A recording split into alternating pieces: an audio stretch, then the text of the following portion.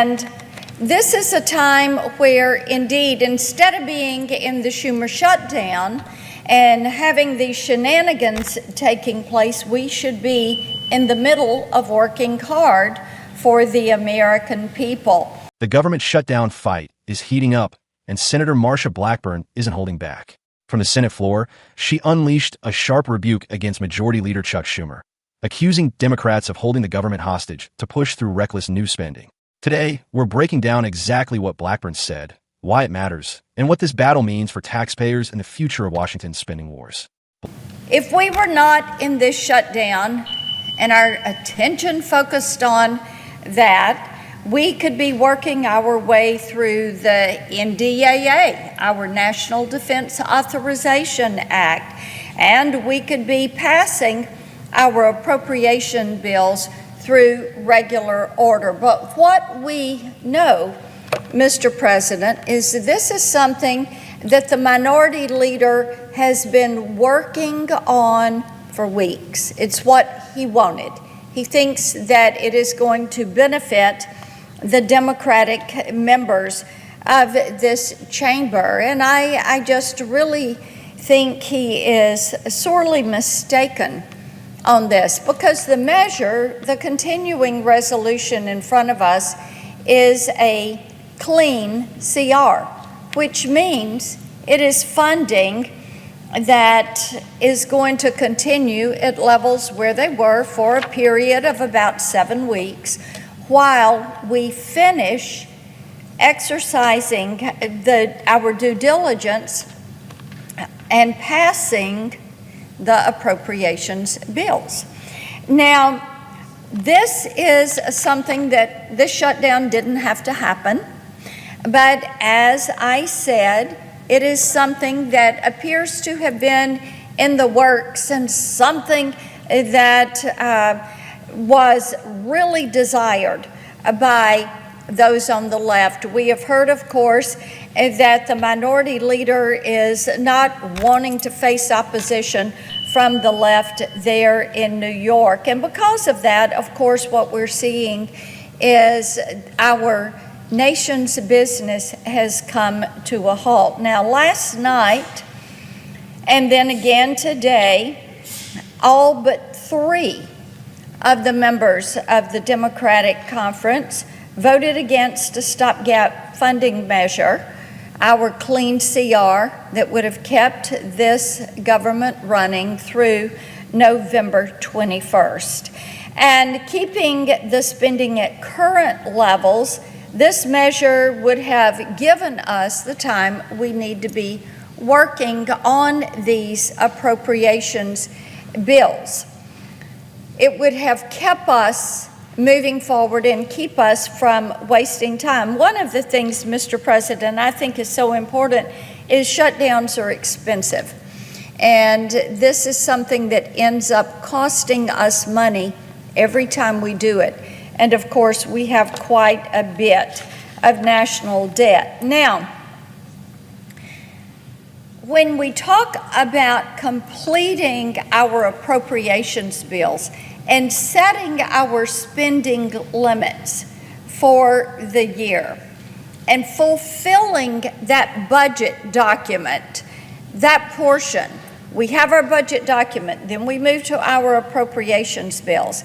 Well, Senator Collins of Maine, who has led the Appropriations Committee, has done an outstanding job working with Republicans and Democrats on that committee, building out this appropriations process, making certain that bills moved out of the Appropriations Committee and that they are making their way to the floor. Now, one of the things that is so interesting, 8 of the 12 bills that came out of the Appropriations Committee came out with broad bipartisan support.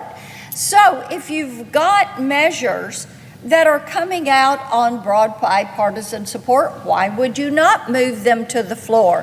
Why would you not want to finish out this appropriations process? And of course, it should have been finished by September 30th. It was not finished by then. So we are hopeful that by November 21st, this process can be complete and that we will be moving from a Biden budget to a Trump and Republican budget, which, by the way, is what the American people voted for when they gave a mandate to President Donald Trump on November 5th.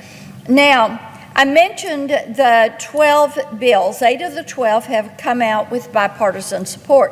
3 of those bills, our agriculture, our ledge branch, and our Milcon VA, have already passed off the floor. And they did so with wide bipartisan votes. This is something that, yes, indeed, we need to make certain that we continue to push these bills. Now, by passing these approach bills, we are ensuring that we get onto the budget the American people voted for. Well, this is not what our colleagues across the aisle are saying they wanted. They don't want the clean CR. They're not wanting to move forward on these bills. Instead, their measure for keeping the government open and running is holding government basically hostage, if you will, for $1.5 trillion in additional spending. $1.5 trillion. Our national debt is north of $37 trillion. It's climbing. And of course, adding another $1.5 trillion for a few weeks is really irresponsible. In this, they're basically trying to undo what we did, the steps and the progress that we made when we did the big, beautiful bill, which is truly a bill for hard-working Americans. So I would encourage my colleagues across the aisle, it is time to come to the table. It is time to pass the stopgap measure, the clean CR. And I would remind my friends that since last year, they have voted for these funding levels 5 times. So let's come together. Let's get this passed. Let's get back on track to pass these appropriations bills. Let's keep the federal government open and working. I yield the floor and note the absence of a quorum. Blackburn wasted no time setting the tone, calling the current crisis the Schumer Shutdown. She claimed this wasn't an accident, but a political maneuver. According to Blackburn, Schumer deliberately engineered the shutdown to protect himself from pressure from the far left and to gain leverage for Democrats' budget demands. She argued that instead of responsibly funding the government, Schumer is playing partisan games, leaving federal workers and American taxpayers stuck in a crossfire. Blackburn defended a so-called Clean Continuing Resolution, or CR, a short-term bill that would keep the government funded at current levels for about 7 weeks. She said this measure would buy time to complete the appropriations process without adding a single dollar in new spending. In her words, this was the responsible path forward, the alternative being what she called reckless fiscal chaos.